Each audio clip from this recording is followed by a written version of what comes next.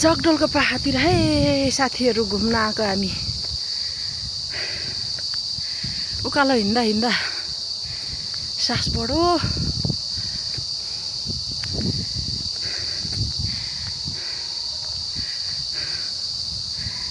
गाह्रो छ हामीलाई, नहिँड्ने पनि नहुने, हिँड्न पनि मन लाग्ने, रहर लाग्ने। हिँड्यो भने गाह्रो पनि हुने। यो चाहिँ एउटा बिसाउने ठाउँ रहेछ। यस्तो छ है साथीहरू यतातिर चाहिँ।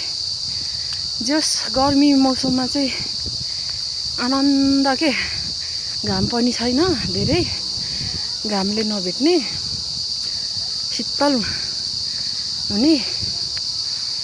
जगडोलभन्दा माथिको पाखा हो यो। यहाँ चाहिँ बस्ने ठाउँ हो कि के हो यो, यस्तो रहेछ। बनाउँदै रहेछ भर्खर, बनाउँदैछ त्यहाँ।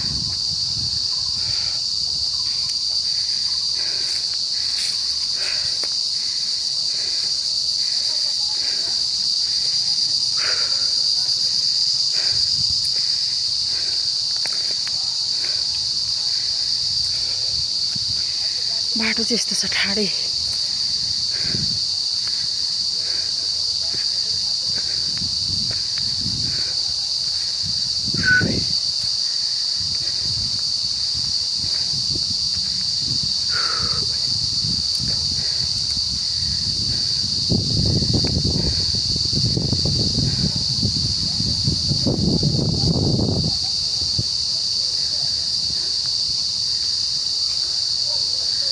कस्तो राम्रो आनन्द आउने जङ्गलमा सर्र हावा, शीतल, बाटो उकालो भए पनि, स्याहाँ भए पनि, तर हिँड्न एकदम आनन्द, शीतल छ।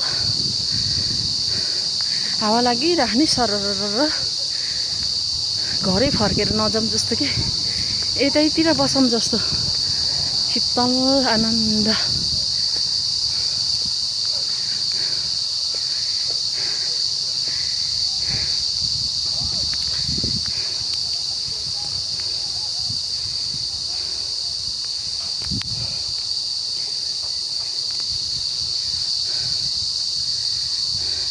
कपन गुम्बा,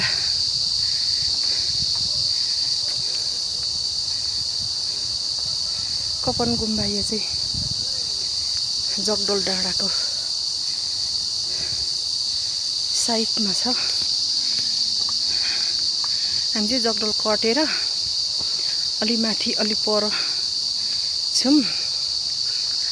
यता छ, यस्तो छ कपन गुम्बा।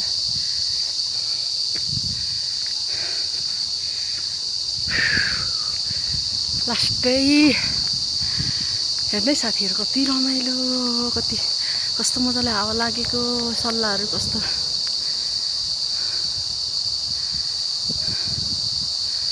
सरर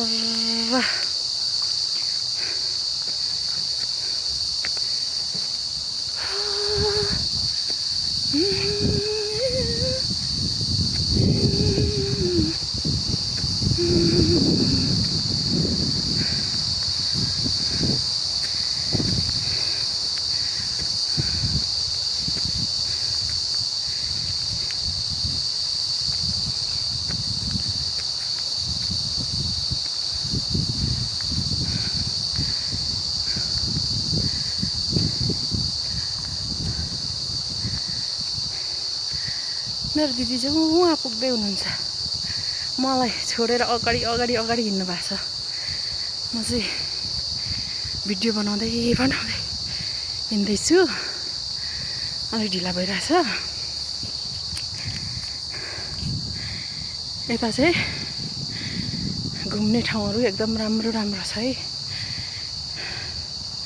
राम्रो भन्दा पनि सुन्दर सफा वातावरण, शीतल, गर्मी मौसम चाहिँ एकदम राम्रो रमाइलो छ है। यहाँबाट माथि गयो भने चाहिँ तारेभिर पुग्छ है साथीहरू। तर यहाँबाट लगभग 1.5 घन्टा जति लाग्छ होला तारेभिर पुग्नलाई चाहिँ। अरे म चाहिँ गएको छुइनँ, कुरा गरेको सुनेको।